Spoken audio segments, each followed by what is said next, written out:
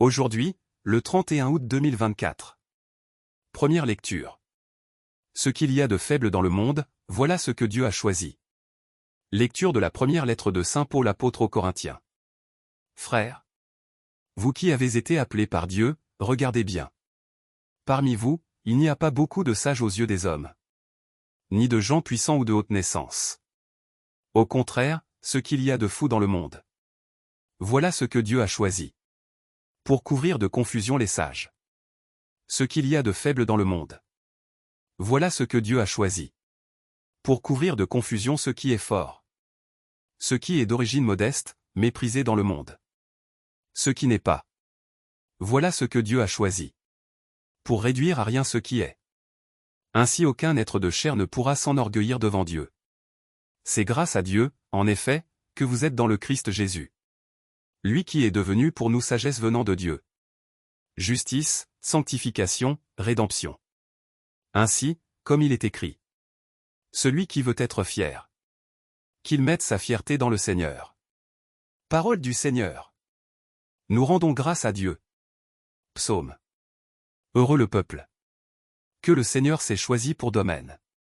Heureux le peuple dont le Seigneur est le Dieu. Heureuse la nation qu'il s'est choisie pour domaine. Du haut des cieux, le Seigneur regarde. Il voit la race des hommes. Dieu veille sur ceux qui le craignent. Qui mettent leur espoir en son amour. Pour les délivrer de la mort. Les garder en vie au jour de famine. Nous attendons notre vie du Seigneur. Il est pour nous un appui, un bouclier. La joie de notre cœur vient de lui. Notre confiance est dans son nom très saint. Évangile. Tu as été fidèle pour peu de choses, entre dans la joie de ton Seigneur. Alléluia. Alléluia. Je vous donne un commandement nouveau. Dit le Seigneur. Aimez-vous les uns les autres, comme je vous ai aimé. Alléluia. Évangile de Jésus-Christ selon saint Matthieu.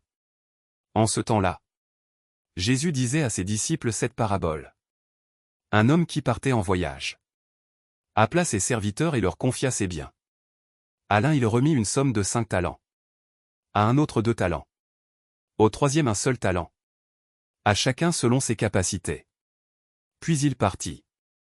Aussitôt, celui qui avait reçu les 5 talents s'en alla pour les faire valoir. Et en gagna 5 autres.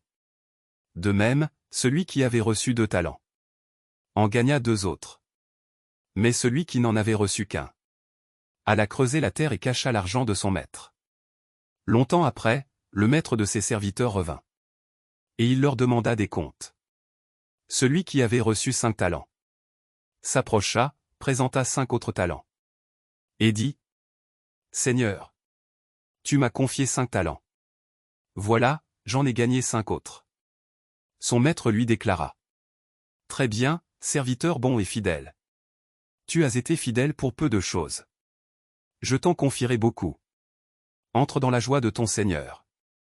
Celui qui avait reçu 2 talents s'approcha aussi.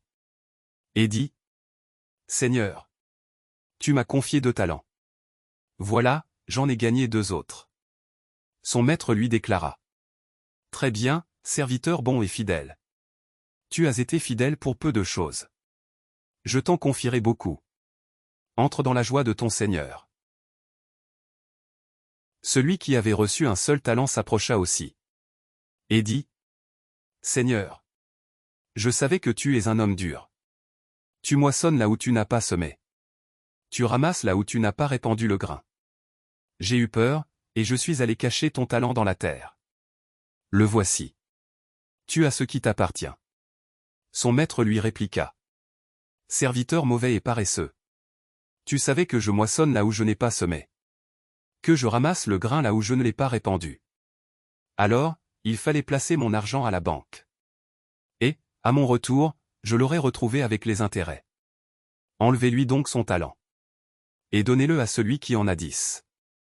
À celui qui a, on donnera encore. Et il sera dans l'abondance. Mais celui qui n'a rien se verra enlever même ce qu'il a. Quant à ce serviteur bon à rien, jetez-le dans les ténèbres extérieures. Là, il y aura des pleurs et des grincements de dents. Acclamons la parole de Dieu. Louange à toi Seigneur Jésus.